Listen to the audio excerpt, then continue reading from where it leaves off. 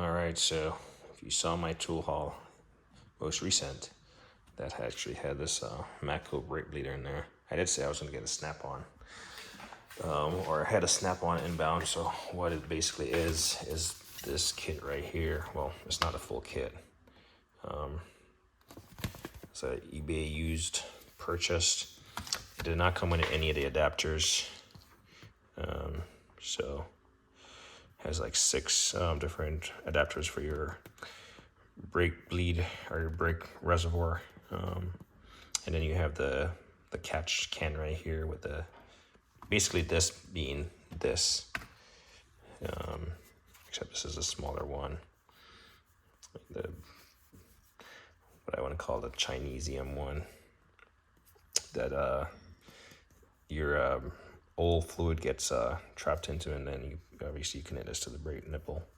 But pretty much it's the same thing like this right here.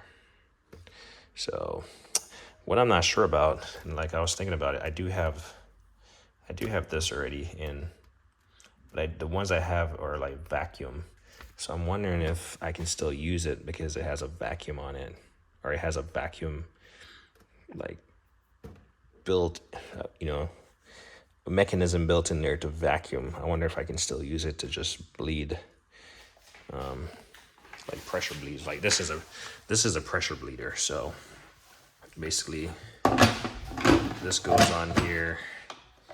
You got these connectors that pretty much snap into place on the rim right here. They're just gonna snap.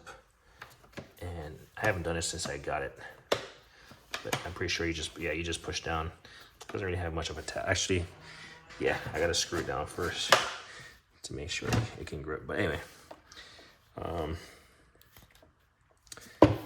that's how much it holds right there. 5.3 points, 2.5 liter max capacity. It's been used, and it has this like really funny smell. Supposedly you're supposed to only clean this thing with water, but if that's the smell of brake fluid, that smells pretty gross. So I'm gonna have to clean it. So that's why I left it open, but I'm probably gonna close it because I won't necessarily get to it right away. But this is a rubber bladder. So this is literally your 5.5 pints or 2.5 liter bladder. And I mean, obviously it's a pressure, so it's just gonna squeeze. It's just gonna squeeze the fluid up, and push it through. Actually, push it through that hole right there, then through the hose, and then the connectors. These connectors right here, you can see the top of them. They just connect to the hose right there. You can see. So hopefully it works because I don't have those adapters. So it's literally just a pressure chamber. You have your air inlet here, which I need to put a little adapter piece on, and this is actually, this bulb right here, this piece is actually a regulator. So it's probably a self-regulator. And then, yeah, so it actually has it right there, maximum of 80 PSI, right next to this, so that's good. But this is a manual shut off. You can see the ball in there opens and closes right there. You go. So we'll leave it closed just to vent the ambient pressure that builds up from heat. But this is I don't want to spill whatever that is on the floor, but the air comes in here. It's a pressure chamber. You can see this thing is pretty bulky, so it's gonna hold at least the 80 PSI, and it does have that funny smell. I really don't like it. The smell of plastic indoor, whatever. So yeah, the air comes in right there, into the unit right there, and then there's this valve right here. You can see it briefly. There you go. But it's just it's like your release valve to release the pressure in the chamber. You just kind of pull on it. But yeah, I don't have the full array of things to get it going, so that's just a quick look. I'm hoping it works. I don't like the smell of that whatever brake fluid that's in there, or whatever the person had in there. It smells awful. But you pretty much screw the cap on, and then these should be, because it's going to be a pressure chamber. There we go. It just seals like that on this little lip. I'm not sure what this design is for. Maybe it's for the hose, to wrap your hose around. This little lip right here. Maybe it's just to wrap your hose around. But we'll see. I'm not sure. But I think these locks are sturdy. Just wish they had more of a... I guess they're not really meant for one-handed operation. But yeah, you could just... you definitely want to release the pressure before you open this thing up. That's just going to blow out on you. Also on the hose, you have a shut-off valve right here. So you have multiple means of shutting off the flow of fluid. They seem to work just fine, so we'll leave them open. Like I said, just so I don't have any ambient pressure in there from...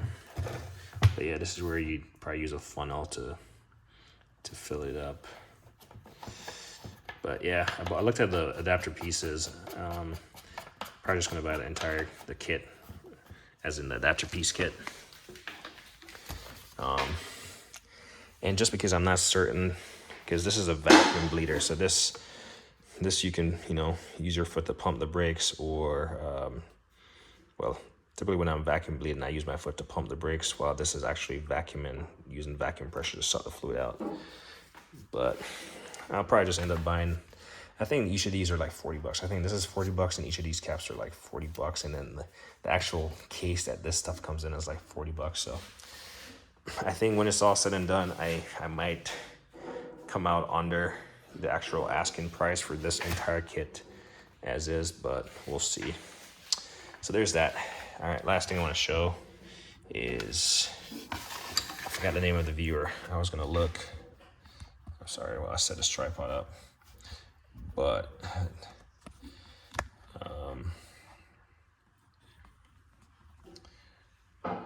got this and he'll know he'll know that is him that I'm talking about. But this is a JWF2. It's just a chain drive wrench, and you see the newer ones of these. Oops, stuff is falling. Which I do have the newer ones. I just don't know where I have them now. So I do have the mat snap-on, and this camera is crooked. But see, this is gonna fall over again right there.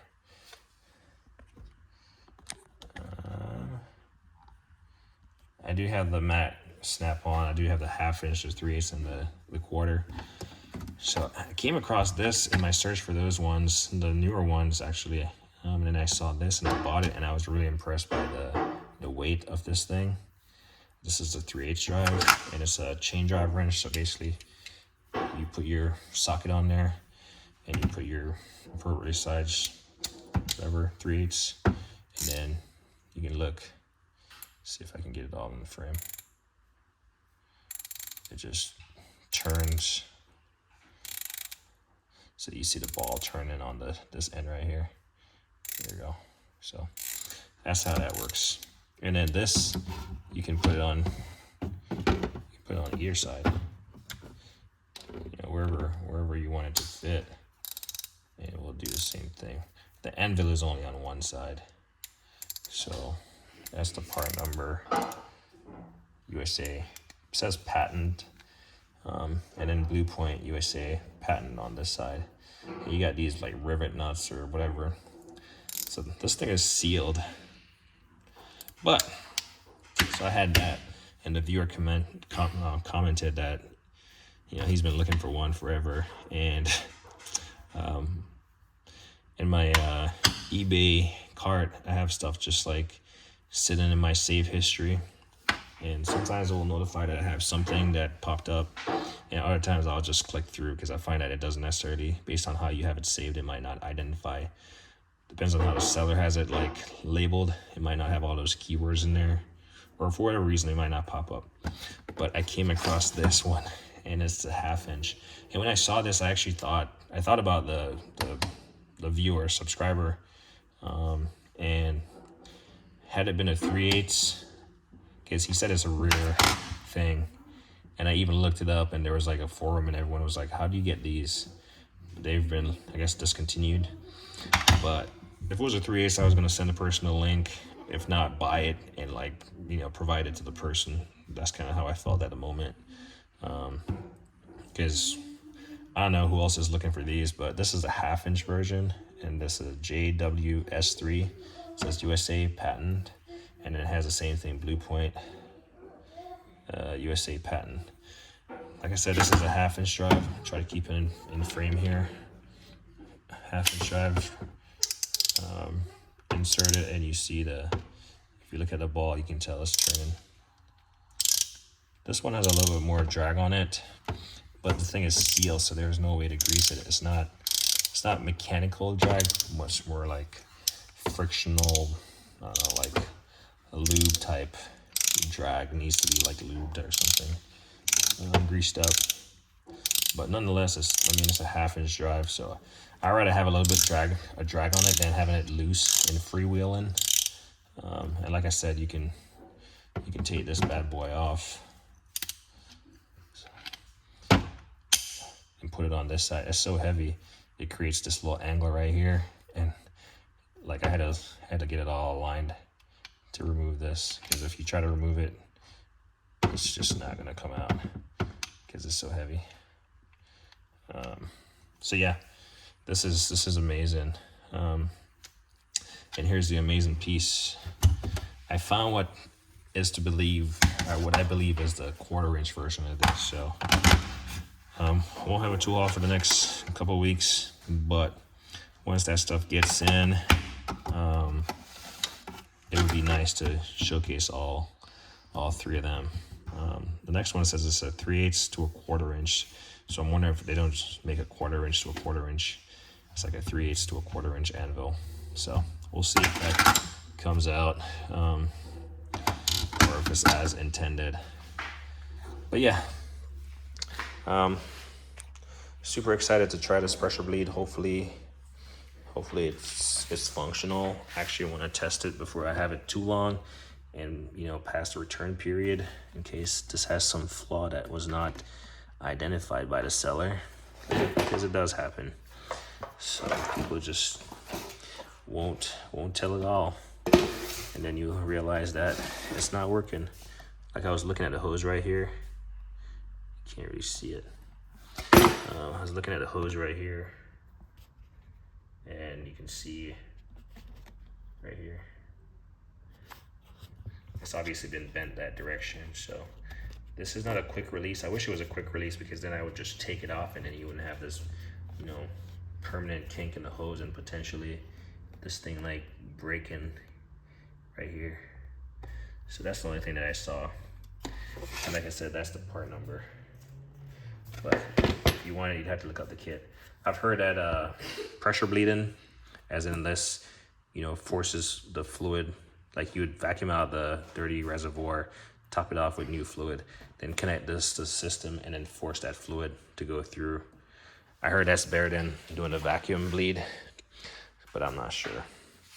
Anyway, that's a quick little tool haul. As me always say, like and I hate it thing.